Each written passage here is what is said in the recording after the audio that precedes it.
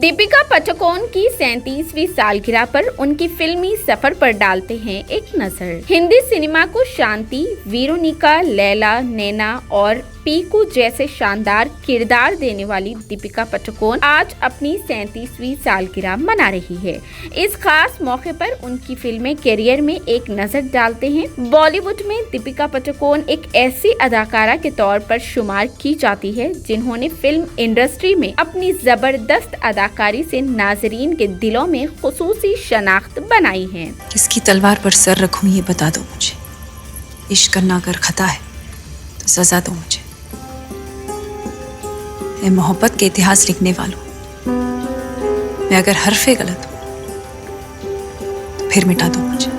Film Om Shanti Om से Hindi film industry में कदम रखने वाली अदाकारा दीपिका पादुकोण की पैदाइश 5 जनवरी 1986 को डेनमार्क में हुई है। उनके वालिद प्रकाश पादुकोण बैडमिंटन के मशहूर खिलाड़ी रह चुके हैं। चांद सा चेहरा, रोशन आंखें और कौनकुनी जुबान बोलने वाली दीपिका ने अपने करियर का आगाज मॉडलिंग से किया। साल 2006 में रिलीज कन्नड़ जुबान में आई फिल्म ऐश्वर्या से अदाकारी के मैदान में आई, लेकिन उनकी पहचान सुपरहिट फिल्म ओम शांति ओम से बनी, जिसने उन्हें शोहरत की बुलंदियों पर पहुंचा दिया। फराह खान की हिदायत में बनी इस फिल्म में दीपिका ने दोहरा किरदार निभाकर शायकीन को महफूज कर दिया। फिल्म में उनके साथ शाहरुख खान नजर आए थे। उनकी फिल्मी जोड़ी को सामीन ने बेहद पसंद किया और ये फिल्म सुपरहिट साबित हुई। इस फिल्म के लिए उन्हें फिल्म फेयर का बेहतरीन डेब्यू अदाकारा का अवार्ड दिया गया। दीपिका मुख्तसर अरसे में कई फिल्मी अवार्ड्स अपने नाम कर चुकी हैं। उनकी कामयाबियों का ये सफर अभी भी जारी है। साल 2008 में दीपिका की बचना ए हसीनो रिलीज हुई। रणबीर कपूर के साथ ये फिल्म बॉक्स ऑफिस पर कोई खास कामयाबी हासिल नहीं कर सकी। उसके बाद चांदनी चौक टू चाइना और कार्तिक कॉलिंग कार्तिक जैसी फिल्में आई, लेकिन कोई भी फिल्म कामयाब नहीं हो सकी। साल 2010 में दीपिका पादुकोण के करियर की एक और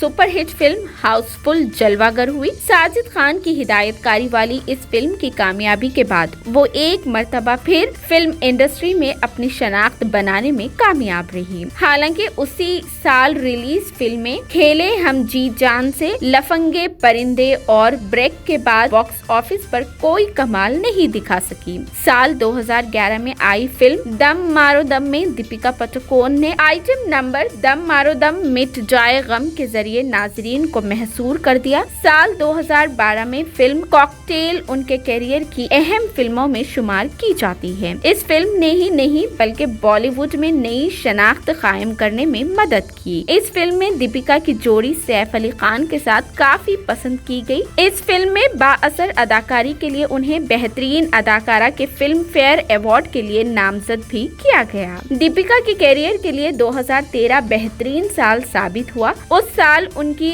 रेस 2, ये जवानी है दीवानी, चेन्नई एक्सप्रेस और रामलीला जैसी फिल्में मंजर आम पर आई और सभी फिल्मों ने बॉक्स ऑफिस पर 100 करोड़ रुपए से जायद की आमदनी की। साल 2014 में हैप्पी न्यू ईयर और फाइटिंग फेनी रिलीज हुई। हैप्पी न्यू ईयर ने 200 करोड़ रुपए से ज्यादा कमाए। साल 2015 में पीकू, तमाशा और बाजीराव मस्तानी आई, जिसने टिकट खड़की पर 184 करोड़ रुपए कमाए। दीपिका ने साल 2017 में Hollywood film triple X return of Xander Cage में भी काम किया है। दीपिका संजय लीला भंसाली की हिदायत में बनी फिल्म पद्मावत में मेवात की मलिका के किरदार में नजर आई। रानी पद्मावती अपनी खूबसूरती, अक्ल और जुरात के लिए मशहूर थी। ये फिल्म भी हिट साबित हुई। अब लोगों की नजर उनकी आइंदा फिल्म पठान पर है, जो 25 जनवरी को रिलीज होने जा रही है।